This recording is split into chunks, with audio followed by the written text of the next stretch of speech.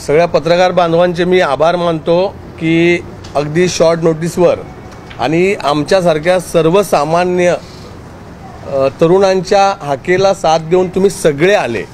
विशेष म्हणजे तुम्हाला आम्ही मुद्दामून मध्यवर्ती ठिकाणी बोलवलं, म्हापोली या ठिकाणी, आणि तुम्ही त्या सगळ्या रस्त्यांच्या खड्डे पार करत खड्ड्याचा प्रवास करून तुम्ही सगळे इथे आले भिवंडी ठाण्यावरून। माझ्यासोबत भिवंडी जन आंदोलन समिती हे उपोषण मी सुरू केले, व्यक्तिगत प्रमोद पवार मी स्वतः करणार आहे 30 तारखेला उपोषण, आणि त्या उपोषणाला बळ देण्यासाठी माझे सगळा मित्रपरिवार आणि त्यांनी एकत्र आलेले ती भिवंडी जन आंदोलन समितीचे सगळे सहकारी इथे आहेत। अत्यंत महत्त्वाचा आणि संवेदनशील विषय मला तुमच्याशी आज डिस्कस करायचा होता। पहिल्यांदा मी स्पष्ट करू इच्छितो की आतापर्यंत लोकांनी नेत्यांच्या, आमदार, खासदार, मंत्री, लोकप्रतिनिधींच्या पत्रकार परिषदा बघितल्या। कदाचित ही पहिली पत्रकार परिषद असेल की सर्वसामान्य शेतकरी शेतमजुरांच्या मुलांनी, सर्वसामान्य कार्यकर्त्यांनी उभारलेले हे आंदोलन आहे आणि त्यांची ही पत्रकार परिषद आहे, आणि त्यालाही तुम्ही सगळे उपस्थित राहिले यासाठी मनापासून तुमचे आभार मानतो। 30 सप्टेंबर 2025 रोजी भिवंडी वाडा मनोर या रस्त्याची जी दुरावस्था झालेली आहे, रस्त्याची अवस्था दुरावस्थेपेक्षा पलीकडे एखादा शब्द असेल तर तो शब्द या रस्त्याला लागू पडेल। दुरावस्था ही छोटा शब्द पडायला लागला आहे। एवढे मोठमोठे खड्डे या रस्त्यावर पडलेले आहेत आणि यावर आवाज उठवण्यासाठी यापूर्वी अनेक आंदोलनं झाली, आम्हीही अनेक आंदोलनं केली, पण एक निर्णायक लढा उभा राहण्यासाठी का आतापर्यंत आपण आंदोलन करतो, काहीतरी आश्वासन मिळतं, आपण थांबतो आणि परिस्थिती जैसे थे राहते। आता आम्ही ठरवलं की निर्णायक लढा लढायचा। 2011 पासून आम्ही या प्रश्नावर लढतो।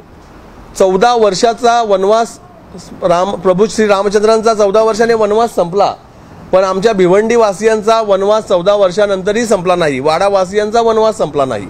त्यामुळे 30 तारखेला मी व्यक्तिगत प्रमोद पवार या समाजाचं काहीतरी देणं लागणारा एक माणूस, या रस्त्यावर प्रवास करणारा एक तरुण, या रस्त्यावर प्रवासात करताना खड्ड्यामध्ये मरण पावलेली जी लोक आहेत त्यांचा कोणतरी भाऊबंद म्हणून एक सामान्य कार्यकर्ता, कॉमन मॅन म्हणून मी 30 सप्टेंबर 2025ला या रस्त्याची दुरावस्था बघून किंवा या विरोधात आवाज उठवण्यासाठी मी अमरण उपोषण जाहीर केलेलं आहे, आणि ते उपोषण 30 तारखेला अंबाडीला होणार आहे। या उपोषणापूर्वी पत्रकारांच्या माध्यमातून, तुमच्या सगळ्यांच्या माध्यमातून आपल्या जनतेच्या डोळ्यामध्ये अंजन घालावं, कारण जनता ही आपली झोपलेली आहे, आपण नाकारू शकणार नाही।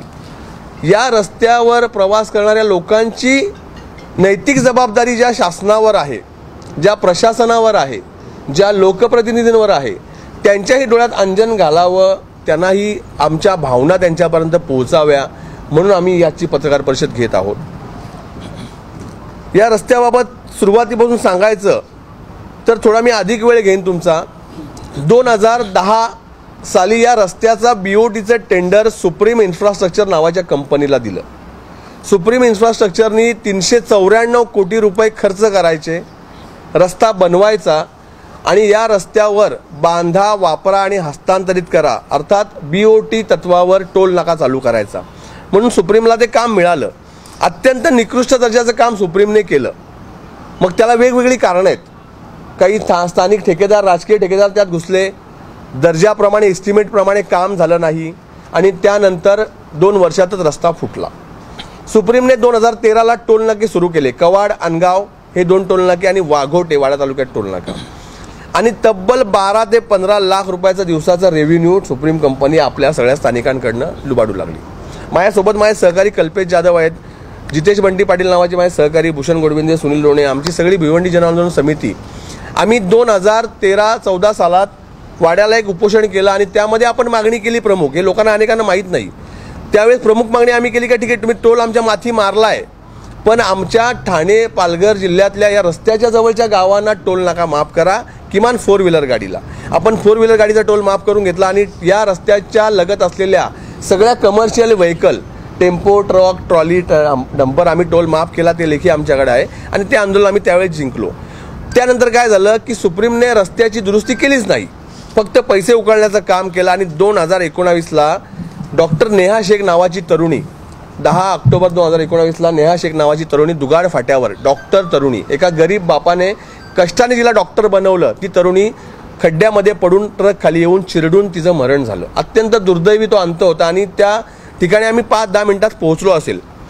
मला आज आठवते, तुम्हाला मी पत्रकार बांधवांना व्हिडिओ देईन, आज मी तो व्हिडिओ शेअर करतोय की डॉक्टर नेहा शेखचा मृत्यू झाल्यानंतर अवघ्या अर्धा तासात आम्ही टोल नाके बंद केले. आम्ही टोल नाके बंद का केले की जर तुम्ही रस्त्याची दुरुस्ती करू शकत नाही तर तुम्हाला नैतिक अधिकार नाही टोल वसुलीचा. आम्ही टोल बंद केले, संघर्ष केला. टोल नाक्यावर 3 दिवस आम्ही बसून राहिलो आणि त्यानंतर 3 दिवसांनी शासनाची ऑर्डर आली. शासनाने आमची दखल घेतली आणि टोल टर्मिनेशन झालं. 2019ला टोल टर्मिनेशन झाल्यानंतर या रस्त्याची पूर्ण जबाबदारी आली ही सार्वजनिक बांधकाम विभागाकडे. कोणी ठेकेदार नाही, कोणी BOT नाही. सार्वजनिक बांधकाम विभाग म्हणजे काय तर भिवंडी 19 किलोमीटरची जबाबदारी भिवंडी उपविभागाकडे आली आणि उर्वरित जे रस्ते 64 किलोमीटरमधला जो रस्ता होता त्याची जबाबदारी आली जव्हार PWDकडे, वाडा उपविभाग, पालघर उपविभाग. या काळामध्ये सुप्रीम कंपनीच्या ज्या 4 व्हीलर व्हेकल त्यांनी बंद करण्याचा आदेश काढलेला, त्यानंतर त्यांच्याकडे BOTचा कॉन्ट्रॅक्ट होता. त्यामुळे त्यांनी 4 व्हीलरला एक्झम्पशन द्यायचं, सवलत द्यायची, तर त्याचे पैसे शासनाने त्यांना अदा करायचे आहेत आणि त्याचा कमीत कमी 25 ते 30 कोटीचा निधी पालघर PWDला शासनाकडून वर्ग झाला. पण त्याचा कोणताही हिशोब पालघर जव्हार PWDने दिला नाही. हा भ्रष्टाचाराचा पहिला अंक. सुप्रीम जर दुरुस्ती करत नाही तर त्या पैशाने त्यांनी खड्डे भरायचे असा तो नियम आहे, पण त्यात खड्डे भरले नाही आणि तो निधी हडपला गेला. त्या निधीला वेगळ्या ठिकाणी वळतं केलं. याचा हिशोब पत्रकार मित्रांनी पालघर जव्हार PWDकडनं घेतला पाहिजे. पहिला मुद्दा. आता दुसरी धक्कादायक गोष्ट मी आज तुमच्यासमोर सांगणार आहे. मी वाडा भिवंडीच्या अंतिम चरणामध्ये शेवटी येईन, कृपया तुम्ही थोडा वेळ द्या मला सगळ्यांनी. पहिल्यांदा मी तुम्हाला धक्कादायक गोष्ट सांगतो जी कोणालाही माहीत नाही, आज पहिल्यांदा ती कॅमेऱ्यासमोर येते. भिवंडी वाडा मनोर रस्त्याचं जे कॉन्ट्रॅक्ट आहे त्याची प्रकल्प किंमत होती 339 करोड रुपये आणि त्यानंतर त्यामध्ये आपल्या विश्वभारती पाटात एक वडप्याचा जो जंक्शन मंजूर झाला अशी 383 कोटी रुपये आणि मग त्यामध्ये काही GST किंवा काही टॅक्सेस पडून ती 394 कोटी झाली. आता या सगळ्या धक्कादायक गोष्ट काय की हा रस्ता आहे 64 किलोमीटरचा, म्हणजे 64 किलोमीटर रस्त्याचं 4 लेन झालं पाहिजे. 64 किलोमीटर रस्त्याचं चौपदरीकरण झाल्याचा ठेका दिला.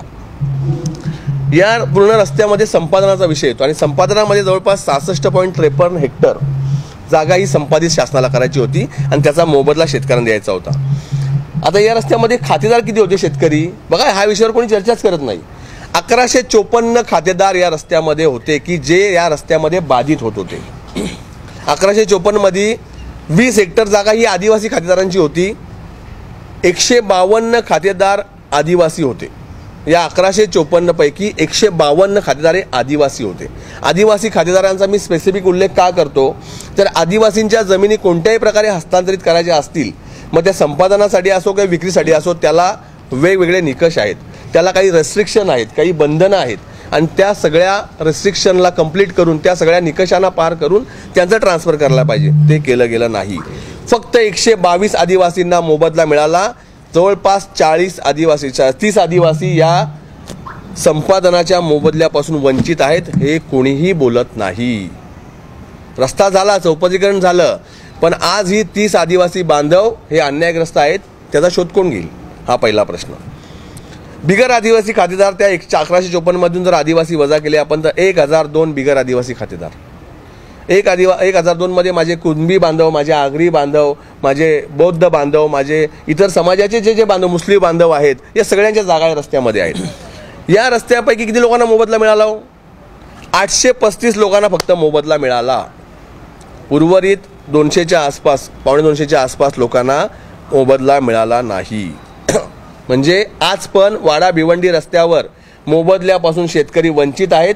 याच्यावर कोणीही चर्चा करत नाही. अजून धक्कादायक बाब तुम्हाला सांगतो मी.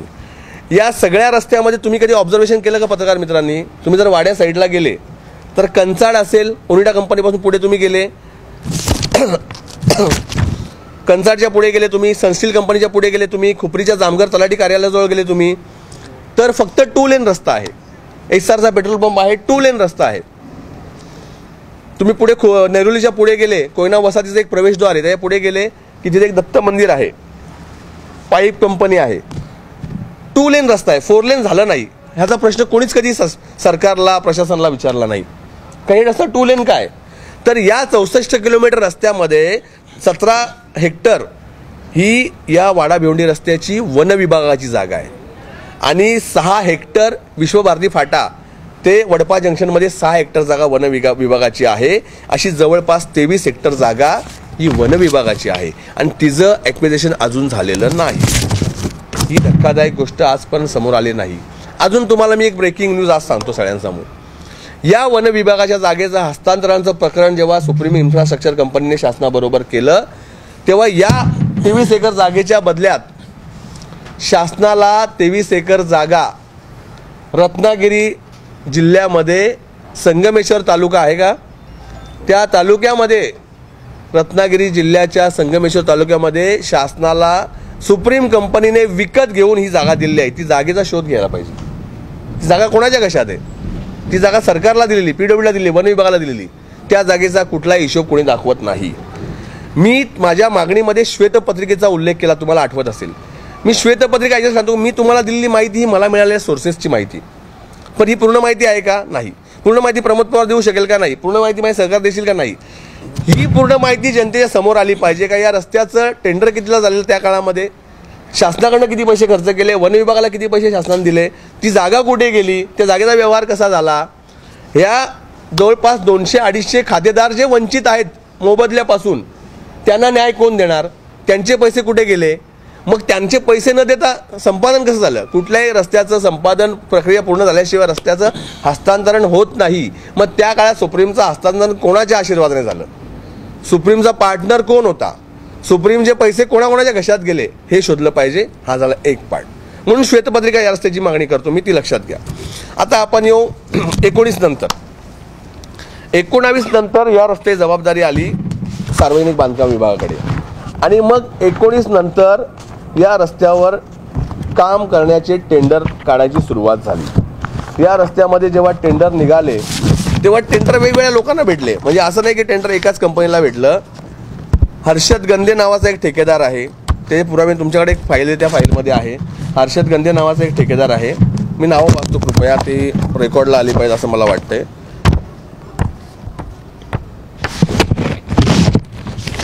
3054 AMC अशा वेगवेगळ्या हेडमध्ये ही कामं केली आणि या कामांमध्ये कॉन्ट्रॅक्ट कोणी घेतला? सगळ्यात पहिला सुरुवातीच्या काळामध्ये श्री गजानन एंटरप्राइजेस, जवळपास 10 कोटीचं काम घेतलं. Shri Gajanan enterprises, SM construction. नावं बघा नाही, आपण एकाच ठेकेदाराबरोबर कधीच बोललो नाही. अनेक वेळा आमच्यावर आरोप होतात. पत्रकार बांधव मी ओपन सांगतो की जो जबाबदार आहे, जो भ्रष्टाचारी आहे, ज्याने या रस्त्याचे पैसे खाऊन लोकांच्या मृत्यूला जो कारणीभूत ठरलाय, तो टार्गेटवर आहे आमच्या. आम्ही कोणाला वैयक्तिक टार्गेट करून काय करणार आहेत?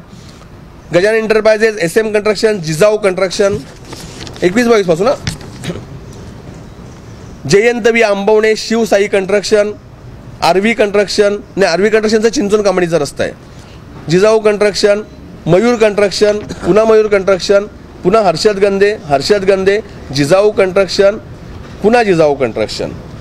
जवळपास 150 कोटीचा कार्यक्रम यांनी केलेला सगळ्या ठेकेदारांनी मिळून आतापर्यंत. 150 कोटी रुपये जर या रस्त्याचे खड्डे भरायला शासनाने खर्च केले, मग आमची 600 पोरं, 600 आमची लोक का मेली? 600 लोक मेली. ती कोणातरी पोरगा होता, कोणातरी भाऊ होता, कोणातरी बहीण होती. यश मोरे नावाचा परवा पोरगा मेला, माझ्या मित्राचा मुलगा, माझ्या गावातला. माझ्या घरापासून 200 मीटरवर त्याचं घर आहे. आकाश जाधव मेला. त्यानंतर मी जिजाऊ कंस्ट्रक्शनच्या ठेकेदारावर गुन्हा दाखल आम्ही केला. तो आकाश जाधव माझा नातेवाईक आहे. वाघिवली आणि विश्वभारती फाटा माझ्या गावात, त्या वाघिवलीमध्ये 300 मीटरचं अंतर आहे आणि तो माझा नातेवाईक आहे आकाश जाधव. नेहा शेख मेली. नेहा शेख ही मुस्लिम समाजाची मुलगी होती, डॉक्टर होती, पण ती आमची बहीण होती. का तर ती आमच्या भागातली आमची भूमिपुत्र होती. आमच्या एका गरीब बांधवाची ती मुलगी टेम्पो चालकाने कर्जबाजार येऊन कष्ट करून तिला डॉक्टर बनवलेली. आणि लग्न ठरलेलं असताना लग्नाच्या खरेदीला पत्रिका वाटायला ती गेली असताना दुकान फाट्यावर जर ती चिरडली जाते, मग हे 150 कोटी रुपये घेणारे जबाबदार नाही आहेत का? हा माझा प्रश्न आहे. आता जिजाऊ कंस्ट्रक्शनवर आम्ही आरोप का करतो? तर ज्या काळामध्ये अपघात झाले, आता तुम्ही पत्रकारांच्या हातामध्ये मी एक बंच दिलेला आहे आणि त्यामध्ये सगळ्या वर्क ऑर्डर्स आणि टेंडर नोटीस आहेत. टिंब चेनेज टू टिंब चेनेज अशा प्रकारची वर्क ऑर्डर होते. आकाश जाधव ज्या जागेवर दगावला त्या जागेचं जे स्पेसिफिक चेनेज होतं, आम्ही जेव्हा तिथे आंदोलन उभं केलं तेव्हा आम्ही तिथल्या अधिकाऱ्यांना आणि पोलिसांना सांगितलं की या स्पेसिफिक चेनेजमध्ये दुरुस्तीचं काम कोणाला मिळालं होतं, मग ते म्हणाले जिजाऊ कन्स्ट्रक्शनला. पुढचं काम कोणाला मिळालं होतं, मयूर कन्स्ट्रक्शनला. मग आकाशाचा अपघात कुठल्या चेनेजमध्ये झाला आहे, मयूर कन्स्ट्रक्शनच्या चेनेजमध्ये झाला आहे की जिजाऊ कन्स्ट्रक्शन चेनेजमध्ये झाला आहे. मग अधिकाऱ्यांनी आणि पोलिसांनी आयडेंटिफाय केलं की हा चॅलेंज आहे, हा जिजाऊ कन्स्ट्रक्शनने केलेलं काम आहे. मग जिजाऊ कन्स्ट्रक्शन जबाबदार कशी आहे, खड्डे भरले त्यांनी, पैसे तर काढले, आता काय ते खड्डे राखत बसतील, तर तसं नाही. म्हणून तुम्हाला दुसरी एक कॉपी मी आज देतो ज्यामध्ये मी आता हायलाईट केलं आहे.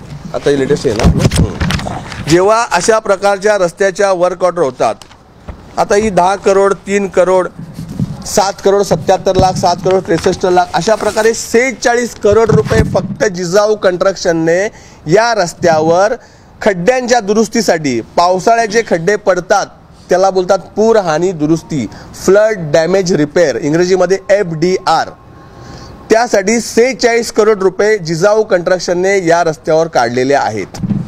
याच्या वर्क ऑर्डर माझ्याकडे, मी एकच वर्क ऑर्डर वाचतो पत्रकार बांधवांसाठी. वर्क ऑर्डर आहे गव्हर्नमेंट ऑफ महाराष्ट्र सार्वजनिक बांधकाम PWD डिपार्टमेंट. वर्क ऑर्डरचा आउटवर्ड नंबर आहे PWD/ठाणे-1/टेंडर 3477. वर्क ऑर्डरची तारीख आहे 24/4/2023. बघा, आकाश जावच्या मृत्यूच्या कालावधीला मी तुम्हाला सांगतो. आता वर्क ऑर्डर नाव काय साहेब, 2 MSM/S Jijau construction road builder private limited, proprietor mister Nilesh B Sambare, proprietor mister Nilesh B Sambare, 11th floor 1103 Dev corpora eastern express highway Cadbury junction Khopat Thane Maharashtra हे त्यांचा ॲड्रेस आहे. आणि ईमेल ID jcrbpl789@gmail.com. ही वर्क ऑर्डर जिजाऊ कन्स्ट्रक्शनला निलेश सांबरे यांच्या नावाने इश्यू झालेली आहे. आणि त्यामध्ये काय आहे, त्यामध्ये 3 करोड 62 लाखाचं खड्डे दुरुस्तीचं काम जिजाऊ कन्स्ट्रक्शनला मिळालं. कधी मिळालं, 24/4/2023. बरोबर आहे. आता या सगळ्यात गडबडची गोष्ट तुम्हाला दाखवतो. 1 मिनिट फक्त मला वेळ द्या, FIR काढ. ही फक्त एक सॅम्पल वर्क ऑर्डर, त्यात मी दाखवून 7 कोटीची 3 कोटी सगळ्या वर्क ऑर्डर दाखवतो मी, त्या सगळ्या वाचतो ना. यामध्ये cement concrete road and built up गटार 2 इन्क्लुडेड आहेत. बरोबर, अशा प्रत्येक दुरुस्तीच्या आहेत, याच्या वर्क ऑर्डर आहेत. एक FIR तुम्हाला दाखवतो फक्त मी, त्या FIRची कॉपी येते बघा त्या मंचमध्ये, नाही त्या मंचमध्ये, तुमच्या मंचमध्ये शेवटच्या पानावर. हां, FIRची कॉपी तर किती किती आहे ना, 31/8. आता मी तुम्हाला वर्क ऑर्डर दाखवली ती 24/4/23ची. बरोबर आहे संजय भाऊ, 24/4/23ची वर्क ऑर्डर आहे.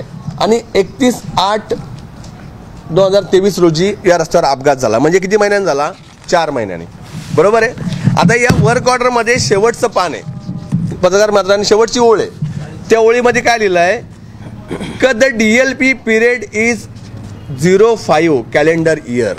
म्हणजे 24/4/2023 पासून किंवा काम कंप्लीट होण्यापासून, म्हणजे कामाचा कालावधी 1 वर्षाचा, म्हणजे 2024 आणि 25 मध्ये त्यांनी काम करायचं आहे. आणि 25 पासून बघा, मी 23 ते 24 सॉरी 24 पासून, मी जबाबदार नाही बोलतो, 24 पासून पुढचे 5 वर्ष DLP डिफेक्ट लायबिलिटी पिरियड, दोष दायित्व कालावधी.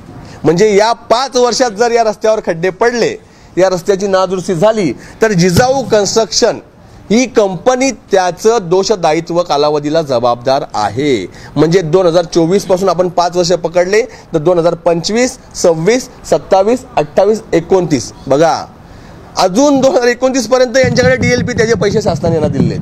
आपण आपल्या मनाचं आपल्या पदरचं बोलत नाही. मग लोकांनी आता ठरवायचा प्रश्न कोणाला विचारायचा.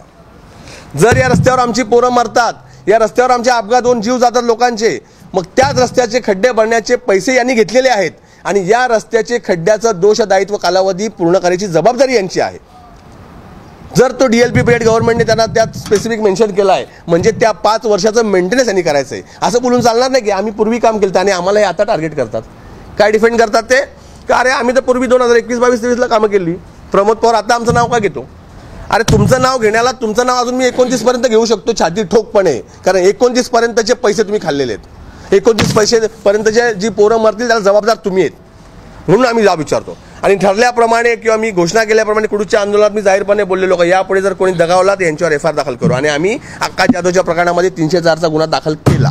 आता पुढचा टप्पा कसा आहे लक्षात घ्या की FIR आमची दाखल झाली 31 ऑगस्टची 9 तारखेला 9/9ला FIR दाखल झाल्यानंतर या प्रश्नावर आम्ही आंदोलन केलं आणि विधान परिषदेमध्ये या प्रश्नावर चर्चा सुरू झाली. तुमच्या त्या फोल्डरमध्ये मी विधान परिषदेमध्ये झालेल्या चर्चेचा पूर्ण तपशील दिलेला आहे. विधान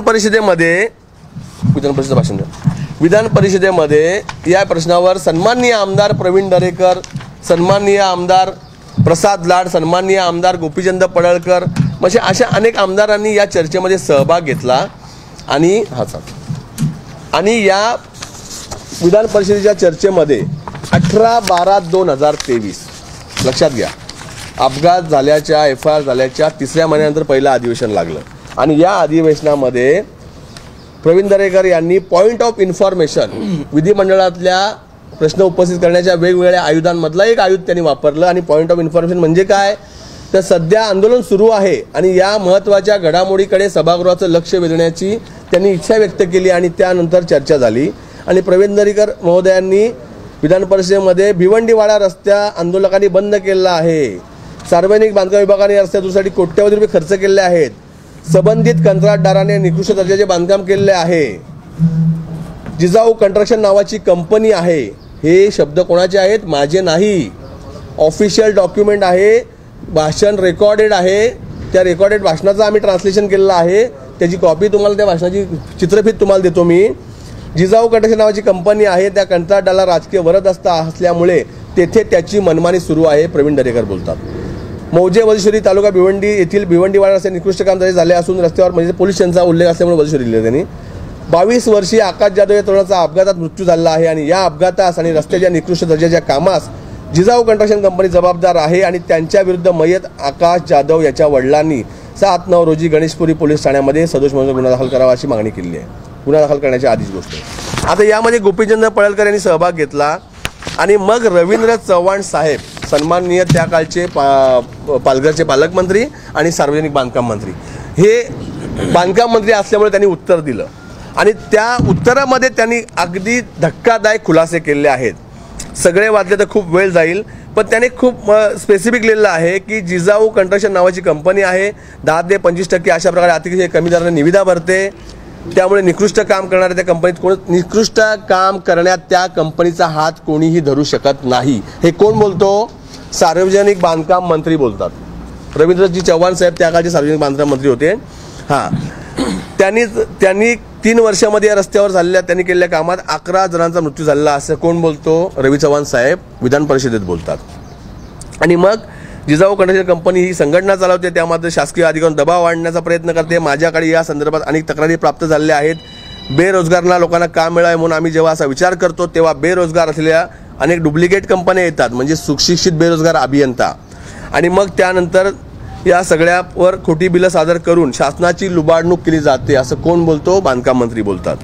ही त्यांची मोडस ऑपरेंडी सुरू आहे.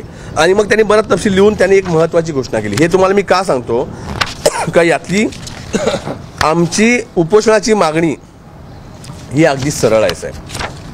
18/12/2023 सभागृहात मंत्री महोदयांनी जे आश्वासन दिलं, मंत्री महोदयांनी जी घोषणा केली, सार्वजनिक बांधकाम मंत्री म्हणजे हे बांधकाम विभागाचे प्रमुख म्हणजे आपण उपअभियंता, कार्यकारी अभियंता, अधीक्षक अभियंता, मुख्य अभियंता हे सगळे त्याचे भाग झाले, पार्ट झाले. पण या सगळ्यांच्या जेव्हा आपण एंडला जातो तेव्हा येतो सार्वजनिक बांधकाम मंत्री. कारण आपली स्टेट गव्हर्नमेंट आहे, गव्हर्नमेंट ऑफ स्टेटचा डिपार्टमेंट आहे PWD, सेंट्रलचा नाही आहे. त्यामुळे यांचा अंतिम निर्णय घेणारी मंत्रिमंडळातले किंवा मंत्री म्हणून जबाबदार त्या काळचे रवी चव्हाण होते. आणि त्यांनी या वाक्यात शेवटच्या पेज क्रमांक 4 जो उल्लेख आहे आणि तो जो तुम्ही सगळ्यांनी व्हिडिओ बघितला असेल मी तुम्हाला व्हिडिओ देतो. त्यांनी सांगितलेलं आहे की सार्वजनिक मंत्री बांधकाम मंत्री या नात्याने मी जिजाऊ कंस्ट्रक्शन कंपनीला आजच काळ्या यादीत टाकतो.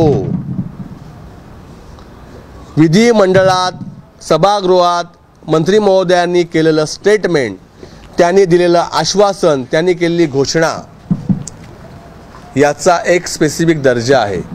याला एक विशेष महत्त्व आहे. तो त्यांच्या विशेष अधिकारातून त्यांनी केलेली स्टेटमेंट आहे, त्यांच्या प्रिव्हिलेज राईटमधून केलेली स्टेटमेंट आहे. आणि ती स्टेटमेंट म्हणजे प्रशासन शासन यांना अप्रत्यक्षरित्या लागू झालेला तो नियम आहे. आता ही त्यांनी घोषणा केली, मग आपण सगळे रिलॅक्स झालो का ठीक आहे चला एक भ्रष्टाचारी काळ्या यादीत गेला म्हणजे किमान इतर भ्रष्टाचाऱ्यांना जरब बसेल. आता ही घोषणा झाली 18/12ला. 18/12ला जशी घोषणा झाली त्यानंतर या सगळ्याच्या प्रोसेस पेपरवर्कच्या सुरू झाल्या आणि दिनांक 15/1/2024 रोजी, तारीख लक्षात घ्या, 15/1/2024 रोजी मुख्य अभियंता यांचे कार्यालय कोकण विभाग म्हणजे आपल्या कोकण रेंजचं जो चीफ इंजिनियर आहे मुख्य अभियंता, अधीक्षक अभियंत्यांचा सिनियर, त्यांनी प्रति माननीय सचिव रस्ते सार्वजनिक बांधकाम विभाग हुतात्मा चौक यांना एक पत्र लिहिलं आणि त्या पत्राचा विषय असा आहे की भिवंडी तालुक्यातील वाडा भिवंडी रस्त्याची वार्षिक दुरुस्ती देखभाल करणाऱ्या Jijau construction road builder proprietor Shri Nilesh Sambare यांना काळ्या यादीत टाकण्याबाबत. हे वाक्य शब्द आहेत, झूम करून बघा.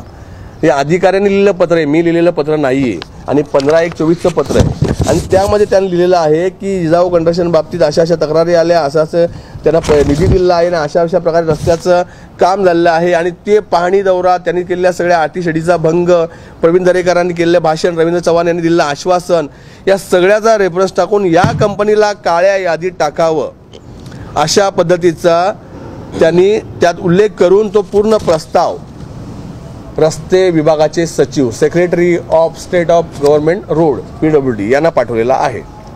त्यांनी शासन निर्णयामधील कलम 3.5 अन्वये विधानसभेत तारांकित प्रश्न, विधान परिषदेतील पॉईंट ऑफ इन्फॉर्मेशन आणि या सगळ्याचा उल्लेख करत हे पत्र पाठवलेलं आहे आणि या पत्रामध्ये त्यांनी स्पष्ट लिहिलं आहे की या कंपनीला काळ्या यादीत टाका. हे कधी केलं? 15/1/2024 रोजी. आता सगळ्यात गमतीशीर भाग तुम्हाला सांगतो. आंधळं दळताना कुत्रं पीठ कसं खाते बघा. 18/12ला घोषणा होते, 15/1/24ला म्हणजे पुढच्याच महिन्यात काळ्या यादीत टाकण्याचा प्रस्ताव जातो आणि 6/8/2024 म्हणजे किती? 5 महिन्यात. 5 महिन्यामध्ये याच जिजाऊ कंस्ट्रक्शनला परत याच रस्त्याचं 40 कोटीचं काम मिळतं. तो प्रस्ताव प्रलंबित आहे. शासनाकडे एका भ्रष्ट कंपनीचा, भ्रष्ट ठेकेदार कंस्ट्रक्शन कंपनी, मी वारंवार स्पेसिफिक उल्लेख करतो, उगाच यानंतर फडफड कोणी करू नये, आम्ही मुद्देसूद बोलतो आणि पेपर घेऊन बोलतो. ज्या कंपनीला भ्रष्टाचारी डिक्लेअर करून ब्लॅकलिस्टेड करण्याचा प्रस्ताव शासनानेकडे पाठवला आहे त्या कंपनीला परत 6/8/2024 रोजी याच रस्त्याचं काम कसं मिळतं हा प्रश्न आहे. म्हणजे ही पूर्णपणे अंधाधुंदी आहे, हा स्कॅम आहे, हा पूर्णपणे रॅकेट आहे, पूर्णपणे भ्रष्टाचार आहे की तुमच्याकडे ऑलरेडी तुम्ही 50-100 कोटीचा घोटाळा करून तुम्ही रस्त्यात लोकांच्या मृत्यूस कारणीभूत ठरलात. तुमच्या खड्डे भरलेल्या, तुम्ही DLP न केलेल्या रस्त्याच्या खड्ड्यामध्ये आमची पोरंबाळं मरतात गाड्यात पडून, अपघातात अपंग होतात. या रस्त्यामधला ऑफिशियल रेकॉर्ड 21, 22, 23, 24चा यामध्ये ऑफिशियल रेकॉर्डमध्ये 84 लोक मृत्यू पावलेत. माझ्याकडे आकडेवारी, त्या शेवटच्या पानामध्ये मी तुम्हाला आकडेवारी दिलेली. जर आकडेवारी ही रेकॉर्डेड मृत्यूची, पोलीस स्टेशनला दाखल झालेल्या मृत्यूची, पण अनरजिस्टर्ड मृत्यू कमीत कमी 600 आहेत. कमीत कमी 600 जीव या रस्त्यात या ठेकेदाराने घेतले, 600 लोकांचे खून केलेत. पहलगामला जो अटॅक झाला दहशतवाद्यांचा, त्यामध्ये 28-29 लोक दगावलेत. त्याबद्दल आम्हाला दुःख आहे, संवेदना आहे आणि ते वाईट घटना आहे. पण 28 लोकांच्या मृत्यूनंतर, 29 लोकांच्या मृत्यूनंतर 2 देशांचं युद्ध झालं, बरोबर की नाही? भारत पाकिस्तानचं युद्ध झालं आणि इथं 600 लोक तुम्ही मारता आणि त्यांना कोणीच काही विचारत नाही. त्यांच्या विरुद्ध बोलायचं नाही. आम्ही त्यांच्या विरुद्ध बोललो की आम्हाला प्रश्न विचारले जातात, त्यांच्याविरुद्ध बोलल्यावर आम्हाला टार्गेट केलं जातं, आम्हाला ट्रोल केलं जातं. काय व्यवस्था आहे? लोकशाहीमध्ये आम्हाला आमची मतं मांडण्याचा अधिकार आहे, लोकशाहीमध्ये आम्हाला प्रश्न विचारायचा अधिकार आहे आणि जो शासनाचा निधी खर्च होतो या शासनाच्या निधीशी आमचा थेट संबंध आहे. कारण आम्ही साधे पेन पण विकत घेतो ना, तरी या पेनचा पण प्रोफेशनल टॅक्स कट होतो. आम्ही टॅक्स भरतो, इन्कम टॅक्स भरतो, आम्ही मोबाईल विकत घेतो, आम्ही कपडे विकत घेतो. या देशाचे इथे बसलेला प्रत्येकजण तुमच्या माझ्या सकट हा टॅक्स पेअर आहे. हे पैसे यांच्या जमिनी विकून पैसे आलेले नाही PWDकडे. यांच्या 100 एकर 200 एकर घरच्या ज्या जमिनी होत्या की नव्हत्या, त्या जमिनी विकून यांनी पैसे रस्त्यात खड्ड्यात खर्च केलेले नाही आहेत. तर हे शासनाच्या तिजोरीतले पैसे आहेत आणि या प्रत्येक रुपयावर आपला अधिकार आहे. हे पैसे योग्यरित्या खर्च झाले पाहिजेत, या पैशाचा योग्य विनियोग झाला पाहिजे. या रस्त्याच्या पैशातून जे खड्डे भरण्याचं काम शासनाने निर्धारित केलं आहे, ज्याप्रमाणे एस्टिमेट बनला आहे, ज्याप्रमाणे DLPची रिस्पॉन्सिबिलिटी आहे ती पूर्ण झाली पाहिजे. त्या एक रुपयावर आपल्या सगळ्या जनतेचा अधिकार आहे. त्यामुळे आपण जाब विचारतो. आपण त्यांच्या वैयक्तिक खिशात किती पैसे आहेत, त्यांच्या खिशातले किती पैसे ते लोकांसाठी खर्च करतात हे आपल्याला विचारायचा अधिकार आहे का? नाही आहे. ते त्यांचे वैयक्तिक पैसे आहेत, त्यांनी ते खर्च करावे, जाळून टाकावे तर गाडून टाकावे. शासनाकडनं घेतलेले जे पैसे आहेत कोट्यावधी रुपये, ही 46 कोटीची नुसती पूर आणि दुरुस्ती, या 46 कोटीचा जबाबदार कोण आहे? ज्या 46 कोटीचा 2029 पर्यंत त्यांना लायबिलिटी आहे, 2029 पर्यंत त्यांना रस्त्याची दुरुस्ती करायची आहे, 2029 पर्यंत पुन्हा पडलेले खड्डे पुन्हा बुंजायचे आहेत. त्याच्यावर उत्तर कोण देणार? आणि ते आम्ही विचारतो. आम्ही आमच्या 46 कोटीचा हिशोब विचारतो, तुमच्या करोडच्या प्रॉपर्टीचा विचारत नाही. तुमच्याकडे 100 कोटी 200 कोटी प्रॉपर्टी आम्हाला काय पडलेली आहे तो तुमचा वैयक्तिक प्रश्न आहे.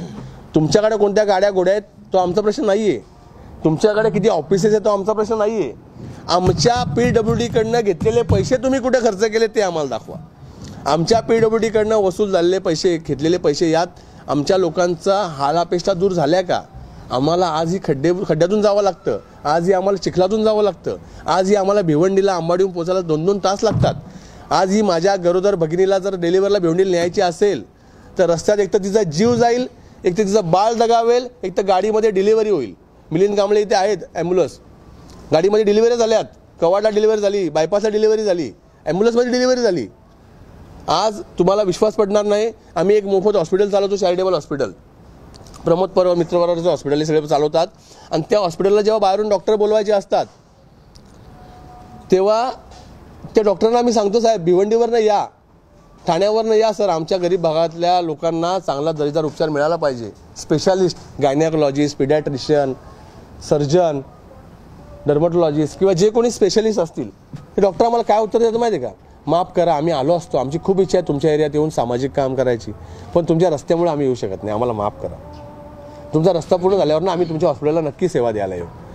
आम्ही विचार केला दर महिन्याला आपल्या हॉस्पिटलमध्ये असे आपण कॅम्प घेऊ आणि लोकांना सेवा देऊ चांगली ग्रामीण भागातल्या, कारण गव्हर्नमेंटचे सेटअप नाहीत आपल्याकडं, पण डॉक्टर येत नाही आपल्याकडे या रस्त्यामुळं. आणि या सगळ्याचा परिपाक म्हणून या रस्त्याचे खड्डे, या रस्त्याचा हा भ्रष्टाचार आपल्या माथी मारलेला आहे. आणि याचा परिपाक म्हणून आपल्याकडे शेकडो लोक मृत्युमुखी पडत आहेत. आणि त्याचा जाब आपण विचारायचा नाही का? आता उपोषणाच्या वेळेस आम्ही स्पष्ट भूमिका घेतलेली आहे की आम्ही जे बोललो ते आमच्या मनातलं बोललो नाही. जे पेपर आम्हाला मिळाले, माहिती अधिकारात मिळाले, पत्रव्यवहार करून मिळाले, आम्ही रीतसर सगळे पेपर आमच्याकडे जे आहेत ते आम्ही अर्ज करून आमच्या प्रत्येकाच्या क्षमतेप्रमाणे, आम्हाला मिळालेल्या माहितीप्रमाणे, ज्ञानाप्रमाणे आम्ही माहिती करून ते मिळवलेले आहेत. काही ऑनलाईन काढलेत, काही ऑफलाईन काढलेत. म्हणून आम्ही जे बोलतो ते कागदावर बोलतो. आमचं साधं सरळ म्हणणं आहे. या रस्त्याबाबत पहिल्यांदा उपोषणाच्या मागण्यांबद्दल मी स्पेसिफिक बोलतो की उपोषणाच्या पत्रांमध्ये मी सगळं लिहिलेलं आहे. आता आम्हाला तातडीचं आमचं म्हणणं काय आहे की तातडीने या रस्त्याची दर्जेदार दुरुस्ती करावी. रस्त्यामध्ये चिखल आणून दुरुस्ती करू नये. अधिकारी येणार आहेत, दौरा येणार आहे, पत्रकार येणार आहेत, आंदोलन होणार आहे, म्हणून चिखलात दौरा करायचा नाही, चिखलात खड्डे भरायचे नाही. जे खड्डे आहेत ते स्पेसिफिकली भरले पाहिजेत, ते चांगल्या दर्जाचं मटेरियल वापरून भरले पाहिजेत की जे खड्डे टिकतील. आमचं दुसरं म्हणणं काय की तातडीने म्हापोली असेल, पालखना असेल, दुगाड फाटा असेल, विश्वभारती फाटा असेल, वारेटचा एक मोठा पार्ट मेजर डॅमेज पार्ट आहे, हे जे 4-5 मेजर डॅमेज पार्ट आहेत, या मेजर डॅमेज पार्टवर तातडीने कॉन्क्रिटीकरण सुरू करावा. आता कॉन्क्रिटीकरण कोण सुरू करेल त्यावर आपण येऊ. अंतिम चरणात भाऊ ऐका, हे झालं तुम्हाला मी सांगितलं तो 46 कोटीचा भ्रष्टाचार किंवा 150 कोटीचे एकूण खड्डे भरले. यानंतर शासनाने काय केलं, 2024ला 15 ऑक्टोबर 2024ला एक वर्क ऑर्डर काढली. आपल्याकडचं चालू आहे ना ते, आपल्याकडचं आला ना, आपल्याकडचं इलेक्शन लागायच्या 1-2 दिवस आधी आचारसंहिता लागायच्या गडबडीत घाईत त्यांनी एक ऑर्डर काढली. आता हा रस्ता मंजूर कसा झाला हो? या रस्त्यावर आम्ही अनेक आंदोलनं केली, अनेक पक्ष संघटनांनी या रस्त्यावर आंदोलनं केली, अनेक तरुणांनी, ग्रामस्थांनी आंदोलनं केली. आणि त्या काळचे तत्कालीन खासदार कपिल पाटील जे केंद्रीय राज्यमंत्री होते, यांनी या रस्त्याच्या कॉन्क्रिटीकरणासाठी यांच्याकडे आम्ही मागणी केली होती. आणि त्यांनी आम्हाला त्या काळी आश्वासित केलं होतं की मी स्वतः प्रयत्न करणार. आणि आम्ही जी माहिती घेतली, आमच्याकडे जी माहिती, व्यक्तिगत माहिती, त्या माहितीप्रमाणे कपिल पाटील यांनी या रस्त्याचा पाठपुरावा केला. आणि त्यानंतर त्यांच्याच हस्ते मला वाटतं ते भूमिपूजन कुडूसला झालं. तुम्ही बरेच लोक उपस्थित असतील. चव्हाण मिनिस्टर पण आले. आणि पालघर रवींद्र चव्हाण साहेब असतील, मुख्यमंत्री त्याकडचे देवेंद्र फडणवीस उपमुख्यमंत्री असतील किंवा कपिल पाटील असतील, आणि तेव्हा दोघेच उपमुख्यमंत्री, आणि त्या काळातले स्थानिक आमदार शांताराम मोरे असतील. म्हणजे जे स्थानिक लोकप्रतिनिधींनी प्रयत्न केले, प्रत्येकाची इच्छा होती की रस्ता व्हावा. आणि आम्ही ही मागणी 2020 पासून करत होतो का हा रस्ता कॉन्क्रिटीकरण करा. कॉन्क्रिटीकरणाचं टेंडर आलं, 1042 कोटीची याला प्रशासकीय मान्यता मिळाली. हे टेंडर होतं 776 करोडचं, आणि ते टेंडर जवळपास 3 ते 3.25% बिलो व अबो वाढीव दराने, म्हणजे 803 कोटी रुपयाला कॉम्पिटिशन झाली नाही. लक्षात घ्या, कुठल्याही टेंडरमध्ये स्पर्धा झाली पाहिजे. तुमच्यापेक्षा मी किती कमी दराने काम करेन तर मला काम मिळालं पाहिजे. पण ईगल इन्फ्रास्ट्रक्चर या कंपनीला कोणाचा आशीर्वाद होता काय माहिती, त्यांना जवळपास 30-35 कोटी रुपये वाढून जागेवर ते काम मिळालं. म्हणजे टेंडर घेतल्याच्या दिवशी